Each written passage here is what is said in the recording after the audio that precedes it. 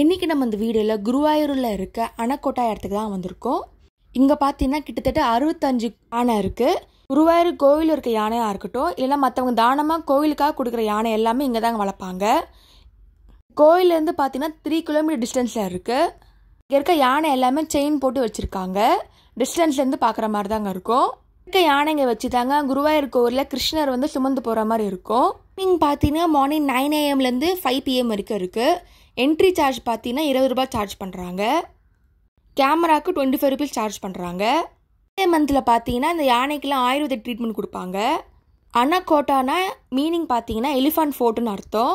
இருக்க யானை எல்லாமே ஹெல்த்தியாக இருக்குங்க, நல்லா சாப்பிட்டுட்டே இருக்குது. சில யானை ஆக்ரோஷமாக இருக்கிறதுனால பொதுமக்கள் பார்க்க அலோவ் பண்ணலை. சில யானை ரொம்பவே பெருசாகவே இருந்துச்சு. இந்த காலத்தில் குருவாயூரில் கேசவன் எலிஃபண்ட் ரொம்ப ஃபேமஸாக இருந்துச்சுங்க. அந்த யானை கூட இங்கே தான் வளர்த்தாங்க. இப்போ அந்த யானையோட பல்லு எல்லாமே குருவாயூர் கோவில் பக்கத்தில் இருக்க மியூசியமில் இருக்குது.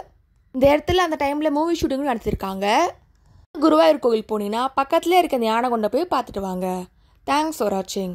லைக் பண்ணுங்கள், ஷேர் பண்ணுங்கள், சப்ஸ்கிரைப் பண்ணுங்கள்.